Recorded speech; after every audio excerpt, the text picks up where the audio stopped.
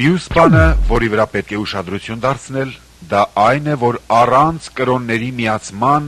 անհնարին է միացնել պետությունները։ У вас, как у представителей духовенства, есть свои преимущества перед политиками. Եվ այս օրերում մեծ արժեք ունի նաև էկումենիստական ավետարանը, այսինքն հավատքների միացման ավետարանը։ Անգամ սատանան է բավարարված դրանով։ Դրա համար նրանք շատ մեծ աշխատանք են կատարում կրոնը միավորելու համար։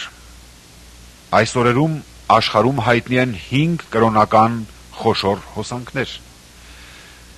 Դա քրիստոնեությունն է, հուդաիզմը, գլխավորապես հրեամարդիկ, որոնք ձգտում են պահել Մովսեսի օրենքը, այնուհետև բուդդայիզմը, մահմեդականությունը եւ հինդուիզմը։ Ահա 5 գլխավոր կրոնական հոսանքները։ Ինչպես նրանց դարձնել մեկ։ Չէ որ դա անհնարին է, բարեկամներ։ Երբեք նրանք չեն համաձայնվի միասին լինել, երբեք։ Այդ նպատակին հասնելու համար սատանան մի խորամանկ ծրագիր է մշակել։ Նրանք համաձայնվեցին եւ ընդունեցին այդ ծրագիրը, եւ այսօր առանց խոչընդոտների միանում են։ Ինչ մտածեցին նրանք։ Որ մենք բոլորս ծառայում ենք միևնույն Աստծուն, եւ այդ միակ Աստվածը հայտնվում էր տարբեր ժամանակներում, տարբեր ժողովուրդների եւ տարբեր անուններով։ Օրինակ, արևելքի ժողովուրդների, ճապոնացիների եւ չինացիների մոտ, որտեղ գլխավորապես ծաղկում էր բուդդայականությունը, այդ ժողովուրդներին Աստված եկավ Բուդդա անվան տակ։ Հնդկաստանի եւ Ինդոնեզիայի ժողովուրդների համար նա եկավ Կրիշնա անվան տակ։ Արևմուտքի ժողովուրդների, գլխավորապես եվրոպացիների համար նա եկավ Հիսուս անունով։ Հրեաների համար նա եկավ Եհովա կամ Սաբավովտ անունով, որ նշանակում է զորած Տեր։ Դրա համար մեզ պետք չէ վիճաբանել։ Մենք ծառայում ենք միևնույն Աստծուն։ Այդ անունները ընդհանրապես բանի տեղ մի դրեք։ Դուք մնացեք այն ուղղության վրա, որին հետևում եք, բայց ինչ վերաբերում է միակ Աստծուն, մենք պետք է միասին լինենք։ Այնպես որ պատճառ չկա չմիանալու։ Եվ բոլորը համաձայնվեցին միատեղ ծառայությանը։ Դրա համար էլ լինել էկումենիստական շարժման մեջ շատ վտանգավոր է, բարեկամներ, շատ վտանգավոր։ Դա կլինի սատանայի եկեղեցին, նեռի եկեղեցին։ Իսկ որքան քրիստոնյաներ են գտնվում այնտեղ։ Եվ ահա հավաքված այնտեղ ձայնագրություն էին լսում վերջին ժամանակների մասին, որից հետո մարդիկ մոտենում են Հովվին եւ ասում. ասացեք խնդրեմ, մեր եկեղեցին մտնում է այդ էկումենիստական շարժման մեջ, քանի որ այդ ձայնագրությունը հենց այդ թեմայով էր։ Դե, ինչպես ասեմ, չի ուզում ասել։ Դե ինչպես որ կա, այնպես էլ ասեք, այո կամ ոչ։ Դե գիտեք, անկեղծ ասած, եթե մենք չմտնենք այդ էկումենիստական շարժման մեջ, մեզ միջոցներ չեն հատկացնի, եւ մենք հնարավորություն չենք ունենա աղոթքի տուն կառուցել։ Մենք այնտեղից միջոցներ ենք ստանում։ Բարեկամներ, դուք արդեն հասկացաք։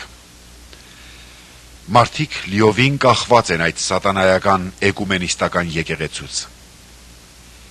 Իսկ որտեղ է նրանց բաժինը։ Քրիստոսն ասում է. ով ծառայում է ինձ, իմ ետևից թող գա, եւ որտեղ որ ես եմ, իմ ծառան էլ այնտեղ պիտի լինի։ Եթե դուք այդ միջոցների համար ծախվեցիք դևի ոգուն, ապա որտեղ որ ձեր Տերն է, այնտեղ էլ դուք կլինեք։ Դրա համար էլ այս օրերում նրանք, որոնք իմացան էկումենիստական շարժման նպատակների եւ ծրագրերի մասին, դուրս եկան այդ միությունից։ Եվ այսպես կրոնների միավորման հարցը նույնպես շուտով ավարտին կհասնի։ Չորրորդը, ինչի վրա պետք է ուշադրություն դարձնել, դա Եվրոպայի միավորումն է, որպես նեռի կառավարման կենտրոն։ Լսեցեք, թե ինչ է գրում Ջոն Տոդը այս հարցում։ Դե դուք լսել եք այն մասին, որ շատ սատանայական եկեղեցիներ են կազմակերպվել, այդպես չէ։ Սատանայական եկեղեցիներում, որտեղ նրանց ծառայություն են կատարում ինչպես մենք ենք ծառայում մեր Աստծուն, նրանք էլ օրհներգում են նրան երգերով, ծունկի են գալիս, աղոթում են, եւ ինչն է բնորոշ նրանց սատանայական եկեղեցուն։ Մուտքի առջև գետնի վրա դրված է Քրիստոսի պատկերը մոզաիկայով։ Եվ ամեն մի սատանայապաշտ կամ սատանային ծառայող կամ այդ եկեղեցու անդամ ներս մտնելով պետք է միայն այդ դեպքում նախ կարող է մտնել այնտեղ։ Ինչպիսի ծաղրանք, բարեկամներ։ Այսօր համընդհանուր եվրոպական միությունը կազմված է։ Նրանց մոտ հեռացած են սահմանները, նրանց մոտ ընդհանուր է տնտեսական միջոցների բաշխումը, քաղաքական միջոցները,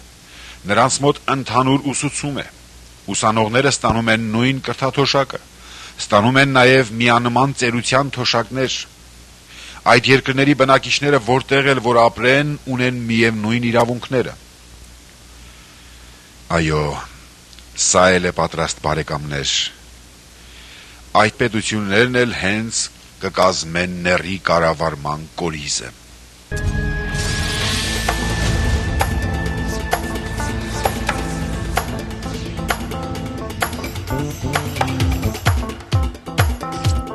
Ասոնց ուրիշ կարևոր մեկ հանցանքնալ ոչ քրիստոնյա գրոնքները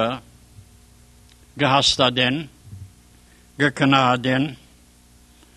անոնց հետ գհարապերին, եւ ասոնց մեկը հայտարարություն մը ըրած է, որում մեջ ըսած է, թե ժամանակ մը գար, որ մեր հայրերը գսեին այս օդար գրոնքները, ոչ քրիստոնյա գրոնքները, պետք է ապաշխարեն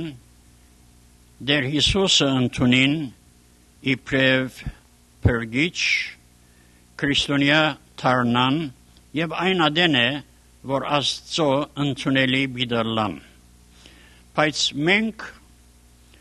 այս լուսավորման թարուն մեջ ապրողներս այլևս այդպես չեն գսեր, որովհետև արդար չէ,